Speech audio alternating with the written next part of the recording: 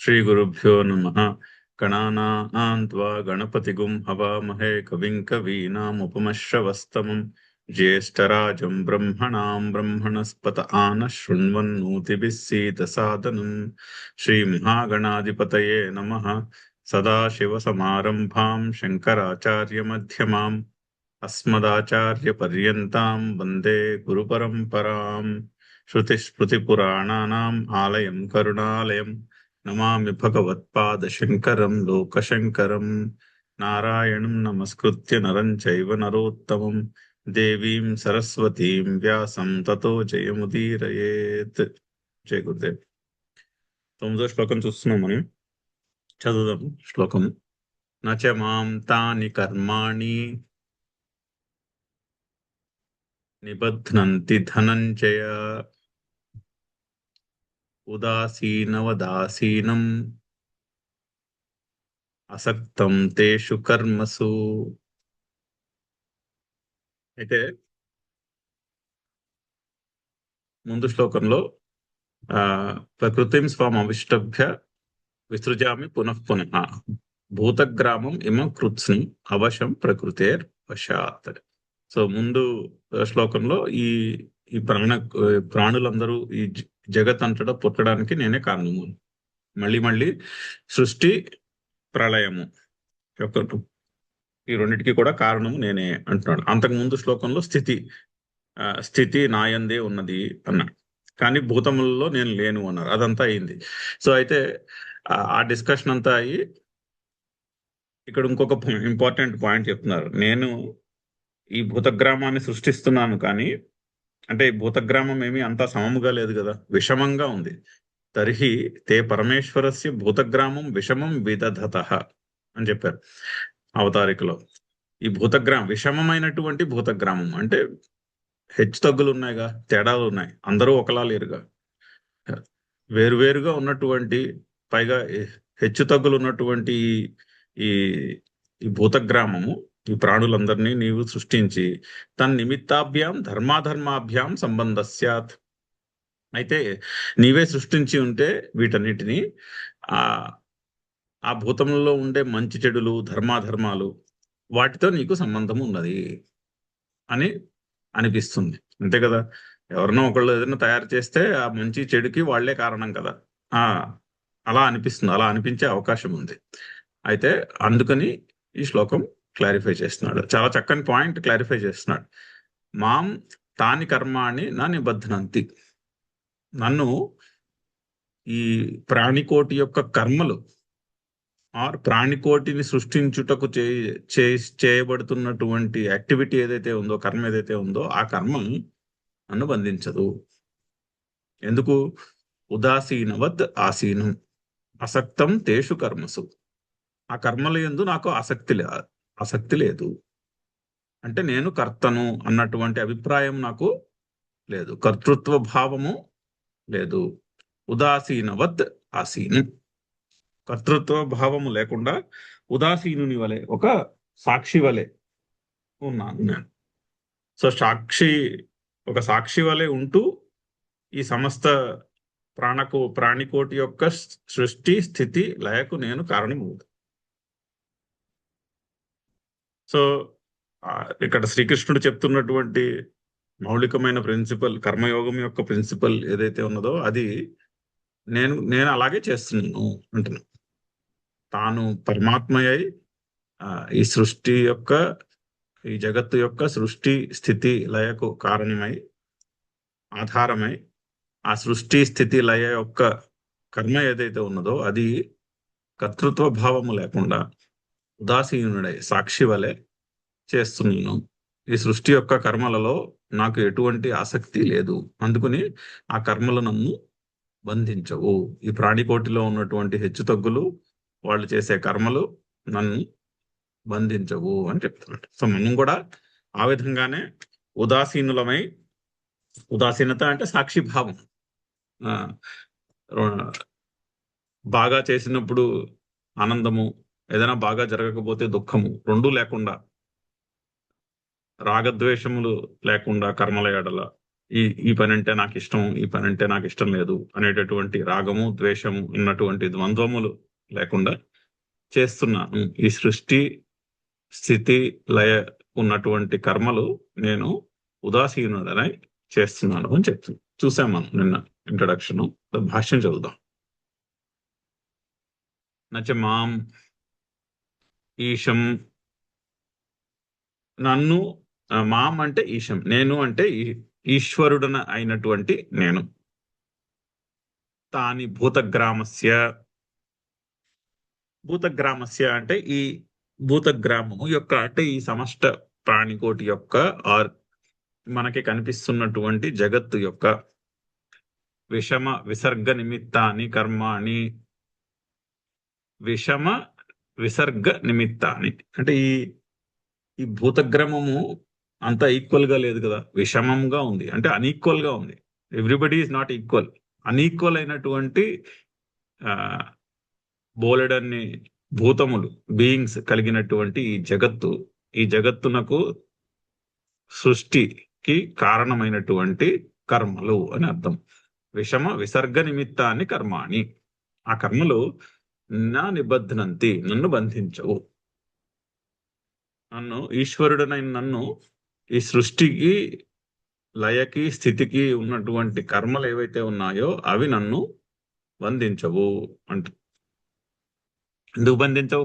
కర్మ ఎప్పుడు బంధిస్తుంది అంటే కర్తృత్వ భావము ఉంటేనే కర్మ బంధిస్తుంది. మనకు కూడా అదే లైఫ్ లో, మనకి ఎక్కడ కర్తృత్వ భావము ఉంటుందో ఆ కర్మే మనల్ని బంధిస్తుంది. మన జీవితంలోనే మనము పరిశీలించి చూడొచ్చు. ఎప్పుడెప్పుడైతే మనం కూడా కొన్ని కర్మలు కర్తృత్వ భావము లేకుండా చేసి ఉంటాం. కర్తృత్వ భావముగా లేకుండా చేసిన కర్మలు ఏవి కూడా మనల్ని బంధించవు. సో అక్కడ శ్రీకృష్ణుడు కూడా అలాగే చెప్తున్నాడు. ఈ కర్మలు ఈ సృష్టికి, ఈ జగత్తు యొక్క సృష్టికి కారణమైనటువంటి కర్మలు నేనే చేస్తున్నాను, కానీ ఆ కర్మలు ఏవి నన్ను బంధించటం లేదు. ధనంజయ సంబోధన. తత్ర కర్మణాం అసంబద్ధత్వే కారణమా. అయితే ఎందుకు నిన్ను బంధించటం లేదు? మామూలుగా మనం లోకంలో చూస్తున్నది ఏమిటి? ఎవరైనా ఒక కర్మ చేస్తే ఆ కర్మ యొక్క ఫలము వాళ్ళే అనుభవిస్తారు. మంచి కర్మకు మంచి ఫలాన్ని అనుభవిస్తున్నారు, చెడు చేసిన దానికి ఆ చెడు కర్మ యొక్క ఫలమును కూడా అనుభవిస్తున్నారు. ధర్మమైనటువంటి పని చేస్తే పుణ్యాన్ని, అధర్మమైనటువంటి పని చేస్తే పాపాన్ని వాళ్ళే అనుభవిస్తారు. ఈ రోజు కాకపోతే రేపు, ఎప్పుడు వస్తుందో తెలియదు, కానీ ఏదో రోజుని ఆ కర్మ యొక్క ఫలమును వాళ్ళు అనుభవించే తీరుతున్నారు. లోకంలో ఇది వ్యవస్థ. మరి నీకెందుకు అలా జరగట్లేదు? దానికి కారణము చెప్తున్నారు. తత్ర కర్మణాం అసంబంధత్వే కారణం. రెండో లైన్లో ఆ కర్మలు నన్ను ఎందుకు బంధించవో దానికి కారణము చెప్తు. ఉదాసీనవత్ ఆసీనం యథా ఉపేక్షకః కశ్చిత్ తద్వత్ ఆసీనం. యథా ఉపేక్షకః కశ్చిత్ తద్వత్ ఆసీత్. ఒక ఉపేక్షకుడు అంటే ఒక సాక్షి ఏ విధంగా ఉంటాడో ఆ విధంగా ఉన్నాను కాబట్టి నేను సాక్షినై ఈ కర్మలన్నిటికీ కారణం అవుతున్నాను. అందుకని ఆ కర్మలు నన్ను బంధించుటలేదు. లేదా ఆ కర్మల యొక్క ఫలము, ఆ కర్మలలో ఉన్న గుణములు విగుణములు కానీ ఆ కర్మల యొక్క ఫలములు కానీ నన్ను బంధించుటలేదు. ఎందుకు? ఆత్మనః అవిక్రియత్వాత్. ఆత్మస్వరూపమునకు విక్రియము లేదు. విక్రియము అంటే మార్పు, చేంజ్లెస్. ఆత్మస్వరూపము చేంజ్లెస్. ఇక్కడ శ్రీకృష్ణుడు నేను అంటే ఆత్మస్వరూపం అను దృష్టిలో పెట్టుకుని చెప్తున్నాడు. శ్రీకృష్ణుడు ఎక్కడ నేను అన్నా నాది అన్నా అది ఆత్మస్వరూపము యొక్క డిస్క్రిప్షనే, కానీ దేవకి వసుదేవుల కుమారుడు అయినటువంటి శ్రీకృష్ణుడు దృష్టిలో చెప్పట్లేదు. అందుకని శ్రీ భగవాను వాచ అని కదా.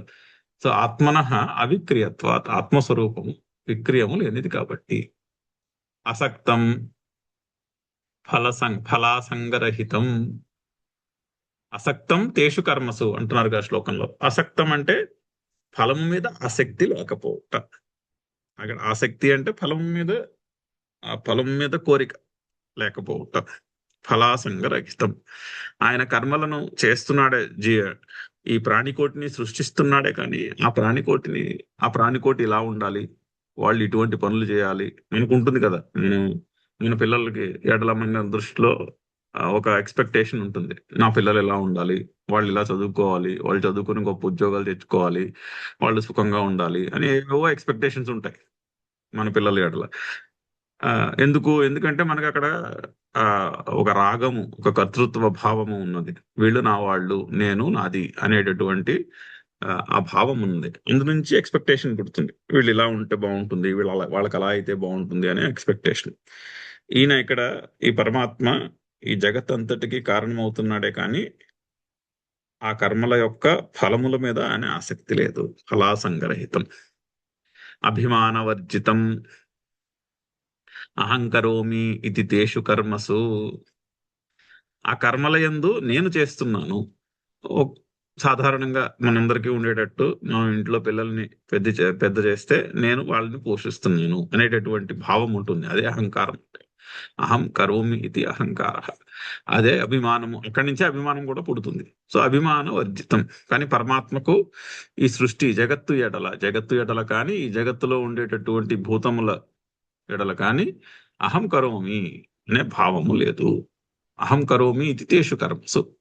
వాళ్ళు చేసే పనులు, ఇప్పుడు మన పిల్లలు మంచి చెడు పనులు చేస్తే మనకి కూడా వాళ్ళు మంచి చేసి మంచి మంచి రిజల్ట్ సంపాదించారనుకోండి, పరీక్షలో బాగా చదివి మంచి రిజల్ట్ తెచ్చుకుంటే మనకు కూడా ఆనందం వేస్తుంది. ఎందుకంటే మేము కూడా ఏదో సపోర్ట్ చేసాము అక్కడ అనేటటువంటి కర్తృత్వ భావము ఉంటుంది. సో కానీ పరమాత్మకు జగత్తు విషయంలో అటువంటిది లేదు. అహం కరోమితి ఇది తేషు కర్మసు అభిమాన వర్జితం. ఆ అభిమానము లేదు. అతః అన్యస్యాపి కర్తృత్వాభిమాన అభావః ఫలాసంగ అభావశ్చ అబంధ కారణం. చూడండి, చక్కగా కంక్లూడ్ చేస్తున్నారు శంకర్లు. దేర్ ఫోర్ అతః, అందుకని అన్యస్యాపి, ఇతరులకు కూడా. ఇప్పుడు పరమాత్మ చేసిన కర్మకు నేను కర్తను కాను అంటున్నాడు. అంటే నేను కర్తను అనే అభిమానము నాకు లేదు అంటున్నాడు. కాబట్టి ఆ కర్మల యొక్క ఫలితములు నన్ను, ఆ కర్మల యొక్క ఫలములు నన్ను బంధించుట లేదు అంటున్నాడు. ఆయన అలా చేసినప్పుడు, అలా జరిగితే ఇక్కడ మనకి ఇలాగే జరుగుతుంది. అన్యస్యాపి, ఇతరులకు కూడా కర్తృత్వ అభిమాన అభావ.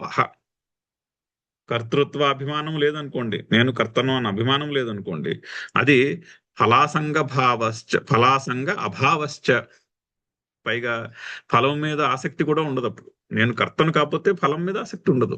రెండు కలిసి ఉంటాయి. ఇప్పుడు కర్తృత్వ భావము లేకుండా ఫలము మీద ఆసక్తి ఉండదు, ఫలము మీద ఆసక్తి లేకుండా కర్తృత్వ భావము ఉండదు. రెండు కలిసే వస్తాయి. ఇప్పుడు కర్తృత్వ అభిమాన అభావ, ఫలాసంగ అభావ చ అబంధ కారణం. బంధము లేకుండుటకు కారణం. బాండేజ్కి లేకుండా ఉండాలి అంటే, మనం బౌండ్ అనే ఫీలింగ్ లేకుండా ఉండాలి అంటే, నేను ఒక పరిచ్ఛిన్నమైనటువంటి జీవిని అనే భావం పోవాలనుకోండి, అది బంధము. నేను ఒక పరిచ్ఛిన్నమైనటువంటి జీవిని, నేను ఫలానా, నేను మంచివాడిని, నేను చెడ్డవాడిని, లేదా నేను బాగా చదువుకున్నవాడిని, నేను తక్కువ చదువుకున్నవాడిని, నేను ఇది, నేను అది, ఇదంతా ఏమిటి? ఇదంతా కూడా కర్మల యొక్క ఫలితముల యొక్క ఫలముల యొక్క స్వరూపమే కానీ మన స్వరూపము కాదు అని కదా శాస్త్రం చెప్తున్నది.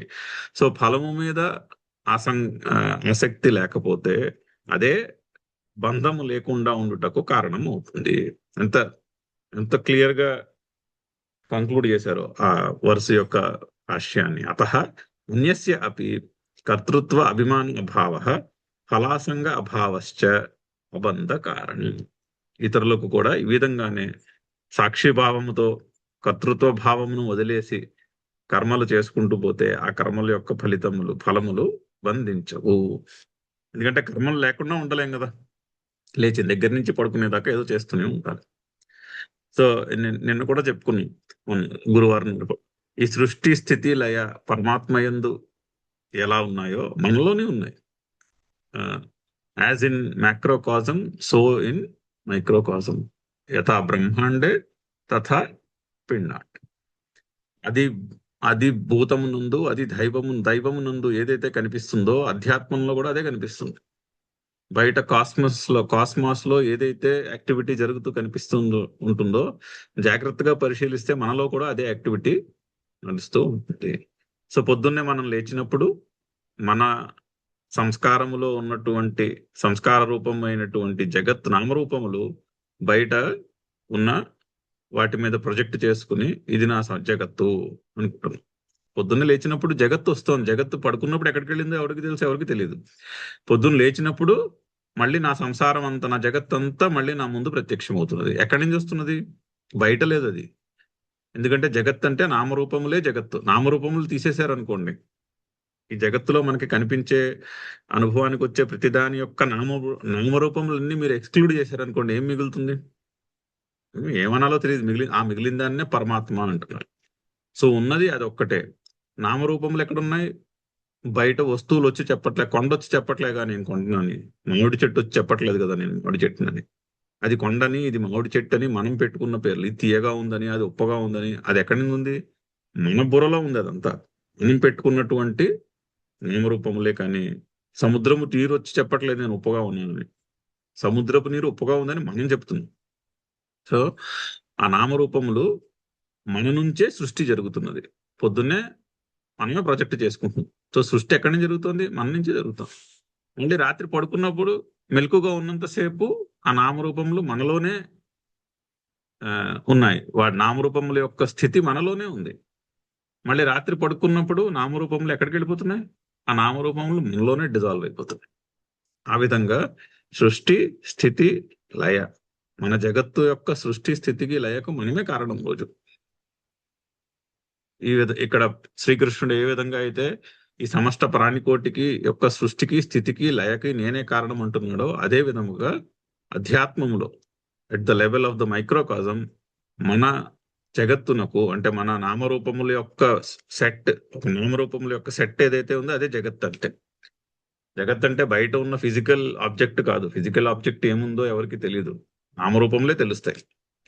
సో ఆ నామరూపముల యొక్క సెట్, ఆ జగత్తు, దానికి కారణము మనమే, దానికి స్థితి మనమే, దానికి లయ కూడా మన యందే ఉన్నది. సో మనము కూడా మన సంస్కారములో ఉన్నటువంటి నామరూపముల ఎడల ఈ విధంగా ఉండొచ్చు. కర్తృత్వ అభిమాన అభావ, ఫలాసంగ అభావశ్చ. అప్పుడు ఆ నామరూపములు పోవు, నామరూపములు ఉంటాయి. మనం బ్రతికున్నంత వరకు ఎదురుకుండా మామిడి చెట్టు ఉంటే అది మామిడి చెట్టు అనే తెలుస్తూ ఉంటుంది. అది తెలియకపోవడం మానేది, అది మామిడి చెట్టు అనే తెలుస్తుంది జ్ఞానం వచ్చేసిన తర్వాత కూడా. కానీ ఆ కనిపించే జగత్తు ఎడల కర్తృత్వ అభిమానము కానీ ఫలాసంగము కానీ ఉండదు. అదే అబంధకారం. అన్యథా, అలా కాకపోతే, మళ్ళీ ఒకవేళ సెంటెన్స్ ఇంకా అర్థం కాలేదేమో అని కంక్లూడ్ పూర్తిగా రాస్తుంది. అన్యథా, అలా కాకపోతే, కర్మభిః బధ్యతే మూఢః కోశకారవత్ ఇత్యభిప్రాయః. అలాగా అలాగా అలా కాకపోతే,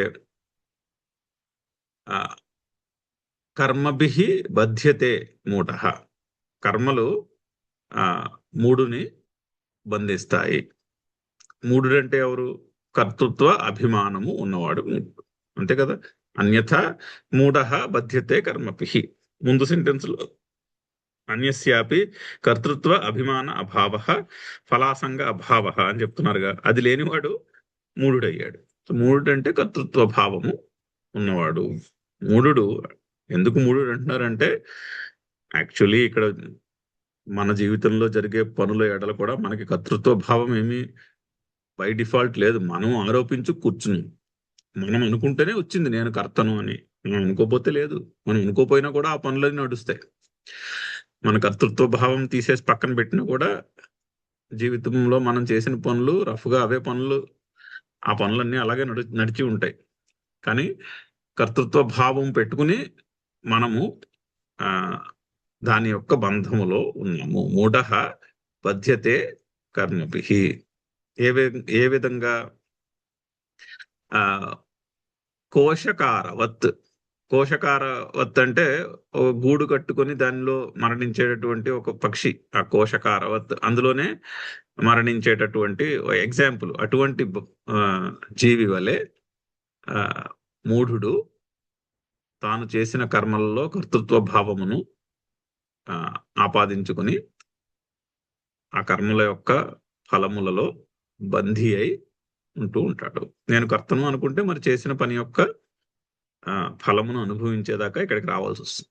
ఈ జన్మలో కాకపోతే మళ్ళీ వచ్చి ఆ కర్మల యొక్క ఫలాన్ని అనుభవించవలసి ఉంటుంది. అది అది డిస్టర్బ్ చేయలేనటువంటి రూలు. ఎప్పటి వరకు అంటే ఆ కర్తృత్వ భావం పోయేవారు. ఆ కర్తృత్వ భావం పోయిన వెంటనే కర్మ బ్యాలెన్స్ అంతా కూడా నశించిపోతుంది. ఆల్రెడీ ఇదివరకు చెప్పాడు. ఈ పాయింట్లన్నీ చూశాం. కర్మయోగము యొక్క అనుష్ఠానము ద్వారా అంతఃకరణము యొక్క శుద్ధి, అంటే అంతఃకరణంలో ఉన్నటువంటి మలినం అంతా క్లీన్ అవుతుంది. అంటే ఆ సంస్కారములన్నీ పోతాయి. సంస్కారముల యొక్క ఇంప్రెషన్స్ అన్ని క్లీన్ అయిపోతాయి. ఇంప్రెషన్స్ క్లీన్ అవుతున్న కొద్దీ నేను ఫలానా, ఇది నాది, నేను కర్తను, నేను భోక్తను అనే ఐడియాస్ కూడా మెల్లమెల్లగా తగ్గుతూ వస్తాయి. అంతఃకరణము యొక్క శుద్ధి జరుగుతుంటే మనకే తెలుస్తూ ఉంటుంది. మనం చేసే పనుల్లో కర్తృత్వ భావము తగ్గుతూ ఉంటుంది. తగ్గుతోంది అంటే అంతఃకరణం యొక్క శుద్ధి జరుగుతున్నది అని అర్థం. అంతఃకరణం యొక్క శుద్ధి పూర్తిగా అయినప్పుడు నేను కర్తను అన్నటువంటి ఐడియానే పోతుంది. పూర్తిగా పోయి జ్ఞానమునకు రెడీ అయ్యామని అర్థం. అప్పుడు తద్వారా జ్ఞానప్రాప్తి, ఆ జ్ఞానప్రాప్తి నుంచి మోక్షము. అది కదా పద్ధతి మనం చదువుతున్నది.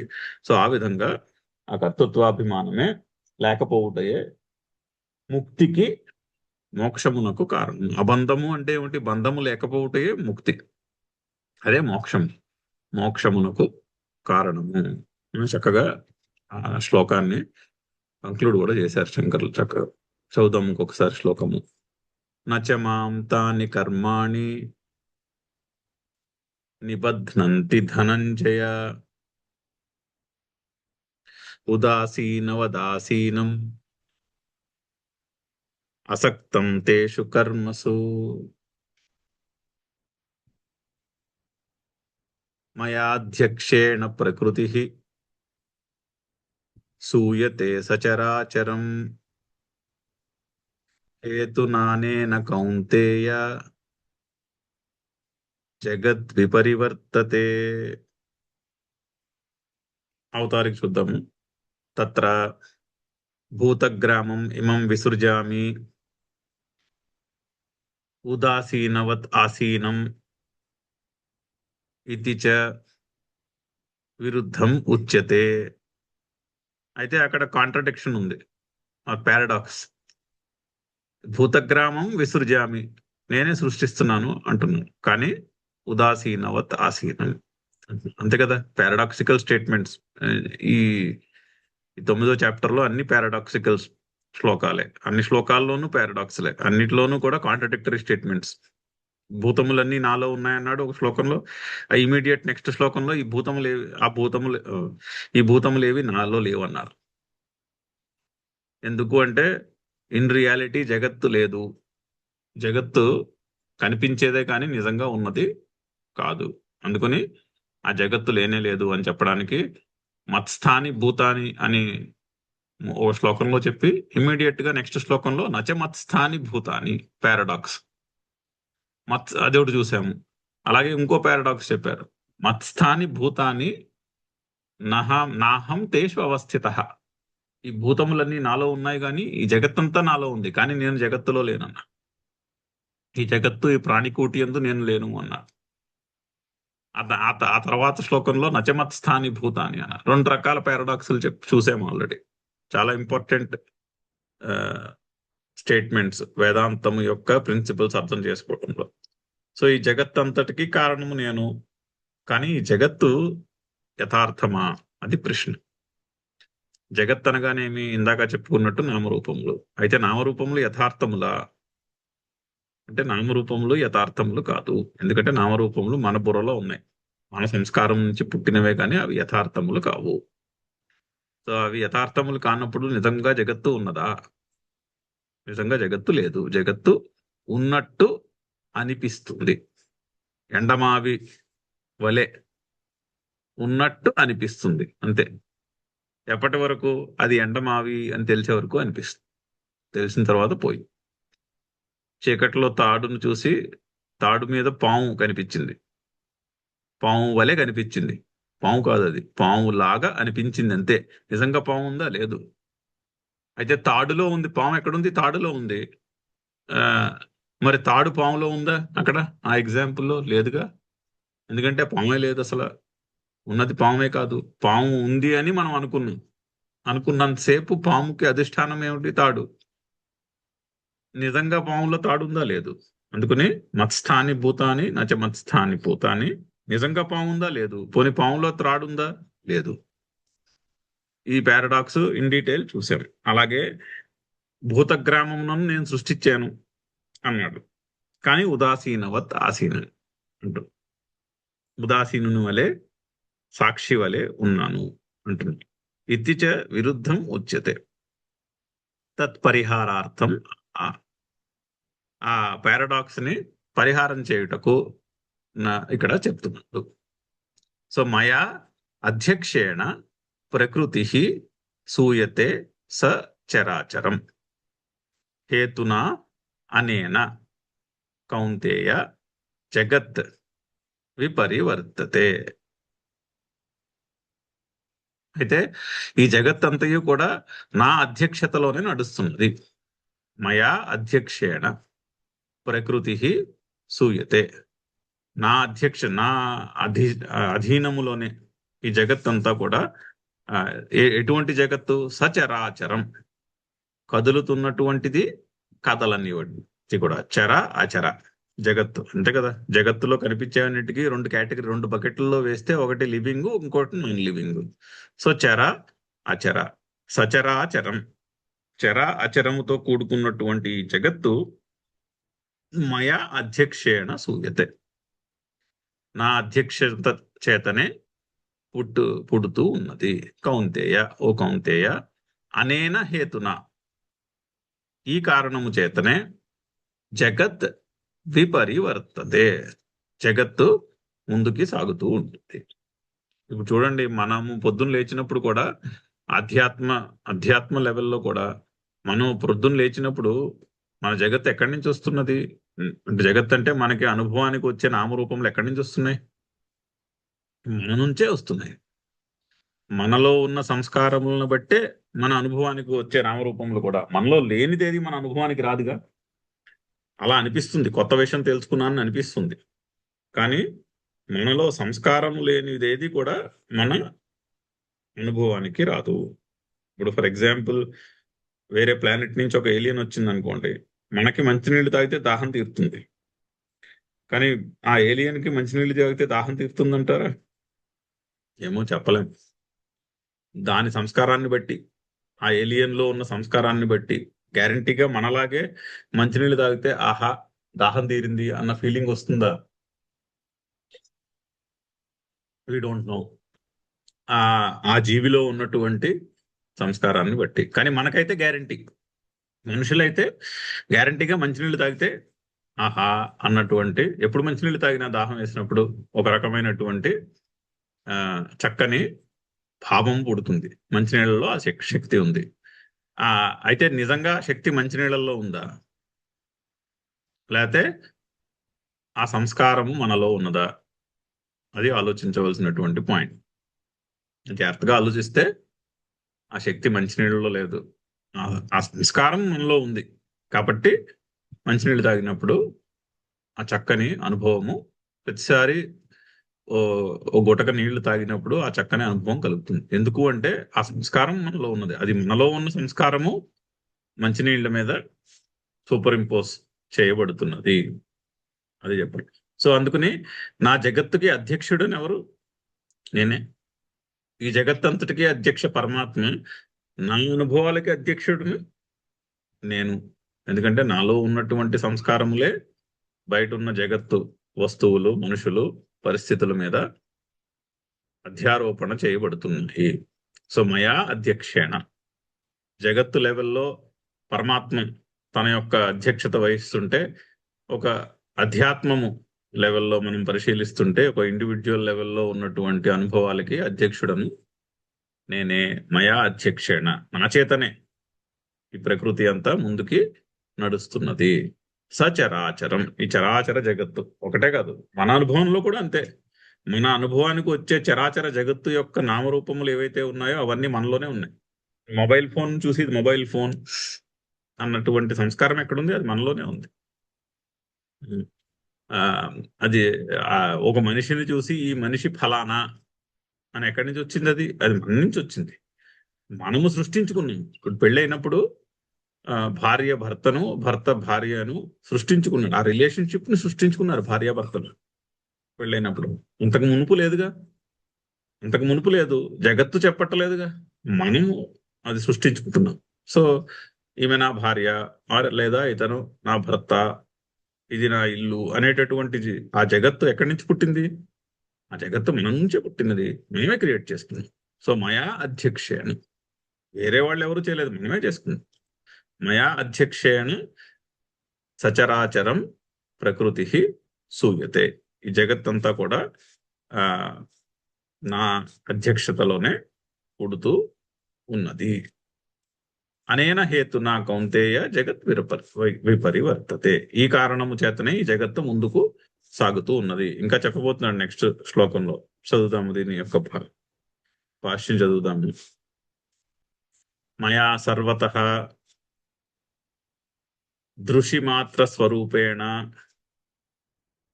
అవిక్రియాత్మన అధ్యక్షేణ, అయితే దృశి మాత్ర స్వరూపేణ సర్వతః అంటే అంతటా కనిపిస్తున్నది అంటే జగత్తు దృశ్యం. ఇప్పుడు సినిమాకి వెళ్ళామనుకోండి, సినిమాలో తెర మీద సినిమా కనిపిస్తోంది, దానికి అధ్యక్షుడు ఎవరు? మరి ఏ అధ్యక్షతలో సినిమా కనిపిస్తున్నది అంటే ప్రొజెక్టర్ లైట్ యొక్క అధ్యక్షతలో సినిమా కనిపిస్తుంది. సో మయా సర్వతః దృశిమాత్ర స్వరూపేణ అవిక్రియ ఆత్మన అధ్యక్షేణ, ఆ కనిపిస్తున్న జగత్తుకు దృక్కు దృశ్యము అని రెండు చెప్పచ్చు. అంటే ప్రొజెక్టర్ లైట్, సినిమా. సో కనిపించే సినిమా అంతటికి అధ్యక్షత ఎక్కడుంది అంటే ప్రొజెక్టర్ లైట్ లో ఉంది. ఆ విధంగా చైతన్య స్వరూపమైనటువంటి అవిక్రియ ఆత్మన అధ్యక్షేణ, ఈ కనిపించే జగత్తంతటికీ కూడా అంతటా వ్యాపించి ఉన్నటువంటి, అది కూడా చెప్పారు ఆల్రెడీ, ముందు చూసేసాము. ఆత్మస్వరూపమై మయా తతమిదం సర్వం జగత్ అవ్యక్తమూర్తిన అని ఆల్రెడీ చెప్పాడు. అంతటా వ్యాపించి ఉన్నటువంటి నేను అవ్యక్తమూర్తిన, అవ్యక్తమైనటువంటి స్వరూపము చేత అంతటా వ్యాపించి ఉన్నాను. అంతే కదా. లైట్ అవ్యక్త స్వరూపమునకు దృష్టాంతము, ప్రొజెక్టర్ లైట్.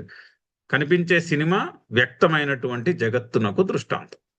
అనాలజీ అది ఎగ్జాక్ట్లీ అలాగనే.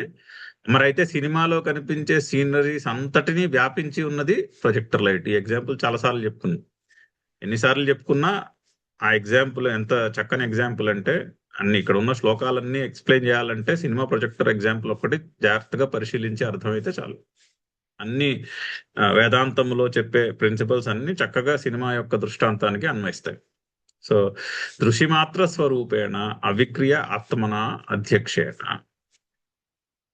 దృక్కు దృశ్యము కాదు, దృశ్య అంటే దృశ్య స్వరూపమై దృక్కు స్వరూపము చేత అయినటువంటి, దృక్కు స్వరూపమైనటువంటి అవిక్రియ ఆత్మను అధ్యక్షేణ, అది మయా అధ్యక్షేణ. అంటే అంతటా వ్యాపించి ఉన్నటువంటి దృక్కు స్వరూపమైనటువంటి అవిక్రియ ఆత్మ తత్వము యొక్క అధ్యక్షత చేత అని అర్థం సెంటెన్స్ కి. మమ మాయా త్రిగుణాత్మిక అవిద్యా లక్షణ ప్రకృతి. సో మమ మాయా దురత్యయ, అది కూడా చెప్పారు ఇంకా చెప్పబోతున్నారో మళ్ళీ. సో నా యొక్క ఈ మాయ నాకు సంబంధించినదే. సో శాస్త్రములో పరమాత్మకి సంబంధించినటువంటి మాయ, ఆ మాయ త్రిగుణాత్మికమైనటువంటి మాయ. ఆ మాయా శక్తి వల్ల జగత్తు, అది రిలేషన్షిప్. పరమాత్మ మాయ త్రిగుణాత్మకమైనటువంటి మాయ. ఆ త్రిగుణాత్మకమైనటువంటి మాయ వల్ల ఈ జగత్తు యొక్క ఎక్స్పీరియన్స్, ఈ జగత్తు ఉన్నట్టు భాషించుట. ఆ మాయ ఉన్నంతసేపు జగత్తు భాషిస్తుంది. అది మాయ అని తెలిసినప్పుడు ఆ జగత్తు భాషించుట మానేస్తుంది. అంటే జగత్తు కనిపిస్తూనే ఉంటుంది, కానీ ఇదంతయు కూడా నామరూపంలే, ఇది యథార్థము కాదు అన్నటువంటి బుద్ధి నిశ్చయం కలుగుతున్నది. ఉన్నది పరమాత్మ ఒక్కటే అన్నటువంటి బుద్ధి నిశ్చయం కలుగుతుంది. సో మమ మాయ త్రిగుణాత్మిక అవిద్యా లక్షణ ప్రకృతి. ప్రకృతి ఉంది కదా, మయాధ్యక్షేణ ప్రకృతి సూయతే సచరాచరం. సో అక్కడ ప్రకృతి అన్న పదమునకు మాయాశక్తి అని అర్థం. ఎక్కడ ప్రకృతి అన్న పదం వచ్చినా కూడా భగవద్గీతలో మాయాశక్తి అనే సాధారణంగా 99/100 టైమ్స్ ప్రకృతి అంటే మాయాశక్తి అని అర్థం. ఆ మాయాశక్తి త్రిగుణాత్మికము, దానికే అవిద్య అనేటటువంటి పేరు. ఆ మాయాశక్తినే అవిద్య అని కూడా అంటారు వేదాంత శాస్త్రంలో. ఆ అవిద్య పరమాత్మకు చెందినదే. ఈ మాయాశక్తి అంటే పరమాత్మ యొక్క అధీనములో ఉన్న మాయాశక్తి అని అర్థం. మమ మాయ, ఎందుకంటే మరి ఈ జగత్తునికి అధిష్టానము పరమాత్మనే చెప్తున్నారు కదా. అప్పుడు ఈ మాయాశక్తి ఎక్స్టర్నల్ గా ఉంటే జగత్తుకు అధిష్టానము పరమాత్మ ఎలా అవుతాడు? అవ్వలేడు. సో మాయాశక్తి కూడా పరమాత్మకు చెందినదే అయి ఉండాలి. ఆ మాయాశక్తి, మరి మాయాశక్తి ఎందుకు ఉండాలి అంటే ఉన్నది ఉన్నట్టు మన అనుభవానికి రావట్లేదు. ఉన్నది ఏమిటో మనకి తెలియదు, కేవలము అనుభవానికి వస్తున్నదే తెలుసు. ఆ డిఫరెన్స్ ఎక్స్ప్లెయిన్ చేయడానికి మాయాశక్తి అనే ఒక కాన్సెప్ట్ ని ఒప్పుకోవాల్సి వచ్చింది. మరి అంటే నేను చూస్తున్నప్పుడు నేను ఫలానా, ఇది నాది అనేటటువంటి అహంకార మమకారములు అవి యథార్థముగా లేవుగా. అవి ఎన్నిసార్లు చెప్పుకున్నా ఇది పాయింట్ అలా మళ్ళీ మళ్ళీ చెప్పుకుంటూ ఉండడమే. ఆ అహంకార మమకారములు జగత్తులో లేవు, అవి మన అభిప్రాయంలో ఉన్నాయి. మరి మన అభిప్రాయంలో ఎక్కడి నుంచి వచ్చాయి అంటే అవిద్య వలన వచ్చాయి, సరిగ్గా తెలియకపోవటం వలన వచ్చాయి. ఆ వాటి వల్లనే సరిగ్గా తెలియటం లేదు కూడా, అది కూడా కరెక్టే. రెండు కరెక్టే, రెండు విధాలుగాను కరెక్టే. దానికే అవిద్య అని పేరు.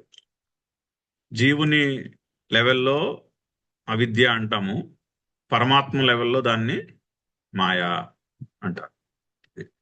అది త్రిగుణాత్మకము, అది 3 గుణములతో కూడుకున్నటువంటిది. సూయతే ఉత్పాదయతి సచరాచరం జగత్. ఈ చరాచరమైనటువంటి జగత్తు ఈ త్రిగుణాత్మకమైన మాయ వలన పుట్టింపబడుతూ ఉంది. కానీ మాయ పరమాత్మకు ఎక్స్టర్నల్ కాదు. నువ్వు మనలో కూడా అజ్ఞానం మనకంటే ఎక్స్టర్నల్ ఉందా? లేదుగా, మనలోనే ఉంది అజ్ఞానం. మన బుద్ధిలోనే ఆ అజ్ఞానము ఇంకా ఉన్నది. ఆ అజ్ఞానం వల్లనే నేను ఫలానా, నేను కర్తను అనేటటువంటి సంస్కారము నడుస్తూ ఉన్నది. ఆ సంస్కారము నడిచినంత కాలము ఆ జగత్తు కూడా అలా ప్రవహిస్తూనే ఉంటుంది, ఆగదు. పొద్దున్న లేచినప్పుడు నా జగత్తు మళ్ళీ బయట ప్రొజెక్ట్ అవుతూ ఉంటుంది. రాత్రి పడుకున్నప్పుడు నాలోనే విలీనం అయిపోతుంది. మెలకుగా ఉన్నంతసేపు ఆ జగత్తు అలా నడుస్తూ ఉంటుంది. ఆ జగత్తు నామరూపముల యొక్క సంఘాతం అలా నడుస్తూ ఉంటుంది. దానికి ఆ అవిద్యయే కారణము. ఆ విద్య వలననే ఈ నేను నాది అన్నటువంటి అహంకార మమకారములు పొద్దున్న లేచినప్పుడు మళ్ళీ పొద్దున్నే పరిగెట్టుకుంటూ వచ్చేస్తాయి. రాత్రి పడుకున్నప్పుడు మనలోనే విలీనం అయిపోతాయి. మళ్ళీ పొద్దున్న లేస్తూనే మళ్ళీ నేను నాది అంటూ సినిమా స్టార్ట్ అయిపోతుంది. మళ్ళీ రాత్రి పడుకున్నప్పుడు విలీనం అయిపోతుంది. ఇది ఎందుకు నడుస్తుంది ఇలా అంటే అవిద్య వలన నడుస్తున్నది. పరమాత్మ యొక్క లెవెల్లో కూడా అదే. ఓం పూర్ణమద పూర్ణమిదం పూర్ణాత్ పూర్ణముదచ్యతే పూర్ణస్య పూర్ణమాదాయ పూర్ణమేవావశిష్యతే. ఓం శాంతి శాంతి శాంతి. హరి ఓం. మళ్ళీ సోమవారం నాడు కంటిన్యూ చేద్దాం.